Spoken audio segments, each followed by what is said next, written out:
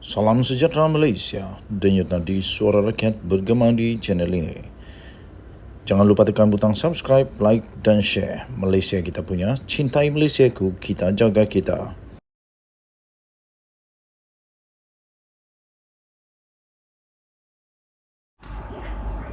Salam sejahtera Malaysia, denyut nadi suara rakyat bergema di channel ini. Terdapat satu spekulasi baru, pertanyaan sebenarnya daripada teman-teman saya. Kerana Azmin Ali kemenangannya taklah besar manapun, kecil saja kemenangannya, sehingga mereka bertanya, Azmin Ali punya kemenangan bolehkah kalau terbatal? Bolehkah kalau tidak sah kemenangannya di Hulu Kelang itu? Dan banyak lagi lah spekulasi, pertanyaan dan sebagainya. Jawapan saya mudah. Satu kemenangan itu di mana-mana tempat adalah kemenangan yang mutlak. Untuk batal harus melalui banyak saringan lagi, termasuk pergi ke mahkamah, disiasat oleh Mahkamah Suruhanjaya Pilihan Raya, disiasat oleh Mahkamah Pilihan Raya. Kalau ada apa-apa kesilapan barulah akan dibatalkan ataupun disiasat, ya. Tapi untuk kemenangan Azmin Ali, ya, walaupun agak mengecewakan kepada semua yang tak suka dengan Azmin Ali, tapi bagi saya tak ada masalah dengan kemenangan Azmin Ali ini. Cuma saja ramai yang tak puas hati dengan dia. Kisah nampak daripada komen-komen semalam, ramai yang tak puas hati dengan Azmin Ali dia menang. Kerana menurut mereka Azmin Ali tak patut menang sebab Azmin Ali pengkhianat, kata mereka.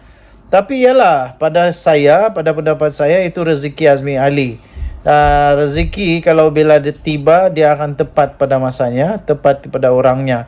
Jadi rezeki tak pernah silap hari bulan, tak pernah silap tempat, tak pernah silap alamat. Cuma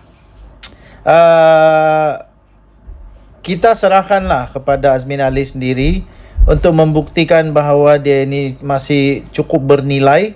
Maksudnya dia masih boleh bekerja. Di mana-mana parti pun dia tetap bekerja. Okey, secara keseluruhan di negeri Selangor didapati bahawa memang di negeri Selangor kemenangan besar bagi Perikatan Nasional tidak dapat disangkal langsung. Memang kemenangan yang cukup besar untuk Perikatan Nasional di negeri Selangor.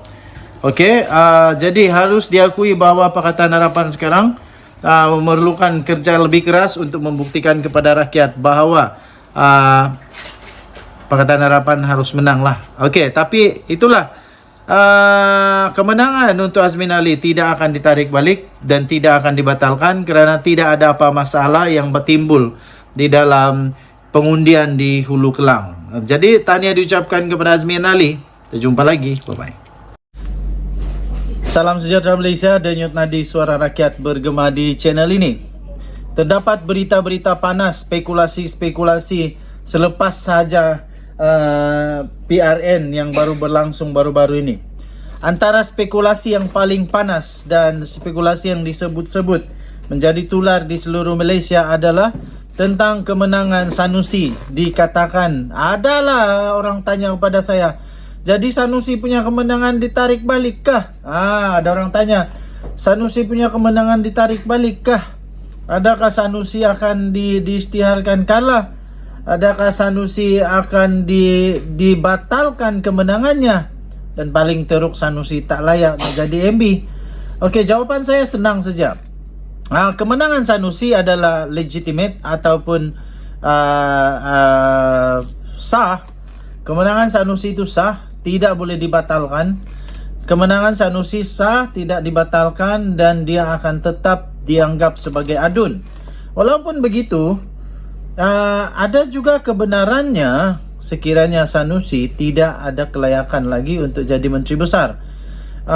Kerana sepatutnya pihak kepimpinan PAS haruslah membuat pertimbangan segera berkenaan dengan justification, iaitu justify di antara risiko untuk jadi Menteri Besar dengan kes mahkamah yang ada pada Sanusi sekarang.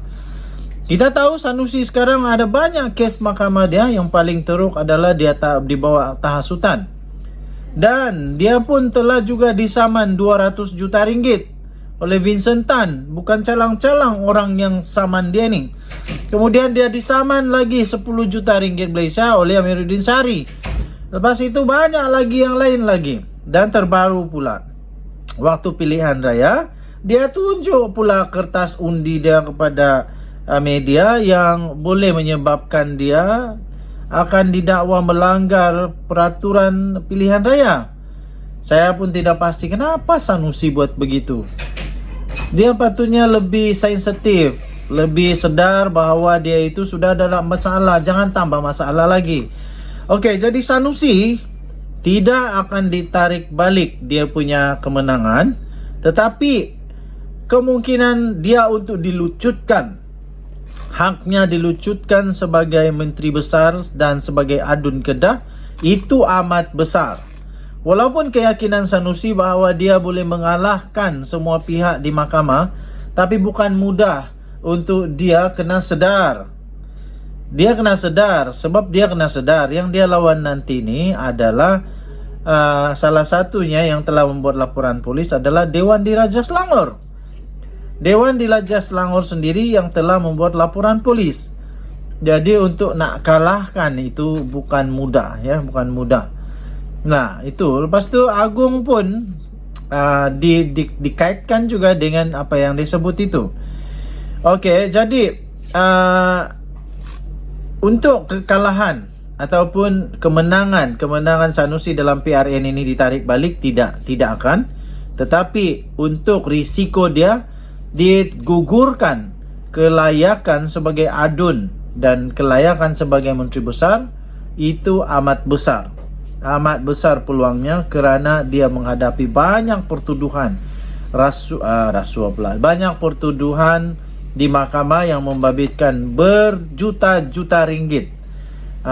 Okey, lebih daripada apa yang dinyatakan di dalam undang-undang bahawa seseorang adun atau YB atau siapa saja yang ada pangkat, ada kelayakan di dalam Dewan Rakyat atau Dewan Undangan Negeri, haruslah digugurkan kalau dia terlibat dengan penjara begini lama ataupun denda begini banyak.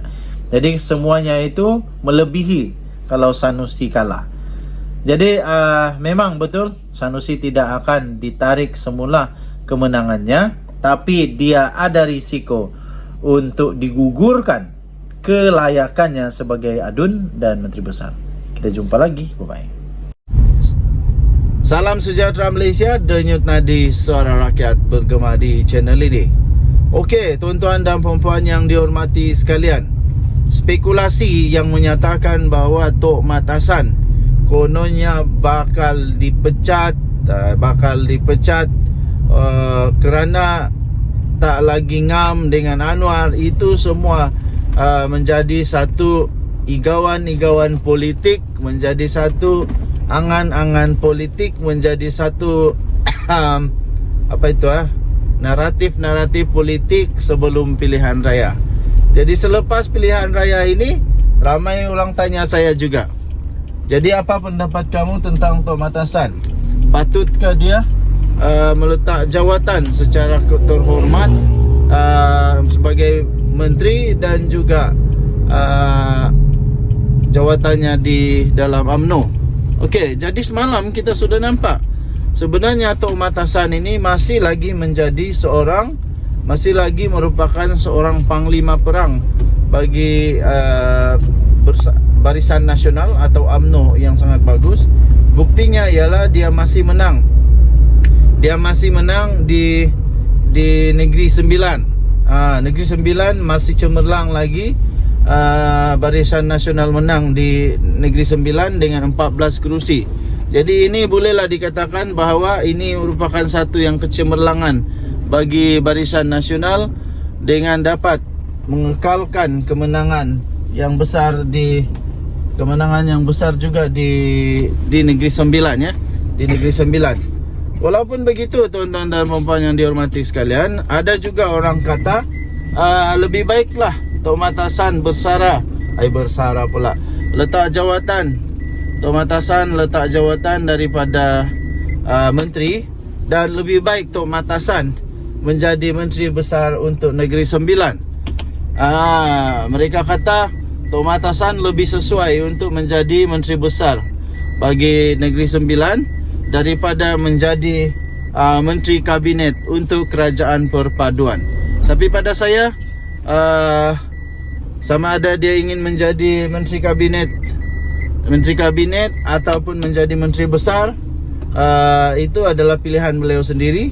Tetapi persoalannya, adakah Tok Matasan kemarin bertanding untuk DUN? Dia ada bertanding bercalon untuk DUN. Kalau dia ada bercalon untuk DUN, maknanya bolehlah untuk dia menjadi calon untuk Menteri Besar Negeri Sembilan. Tetapi kalau dia tidak ada bercalon bertanding untuk DUN, makanya secara automatik dia juga tidak ada juga kelayakan untuk menjadi Menteri Besar bagi Negeri Sembilan. Okey, jadi kita nantikan keputusan demi keputusan. Yang paling dinantikan ialah kita tunggu siapa Menteri Besar untuk Selangor, siapa Menteri Besar untuk Kedah, Kelantan, Terengganu, siapa Ketua Menteri Pulau Pinang, dan siapa Menteri Besar untuk Kedah juga. Kedah. Okey. Adakah Sanusi tetap Menteri Besar? Kita tunggukan. Denyut nadi suara rakyat bergema di channel ini. Jangan lupa tekan butang subscribe, like dan share. Malaysia kita punya, cintai Malaysia ku. Kita jaga kita. Kita jumpa lagi. Bye bye.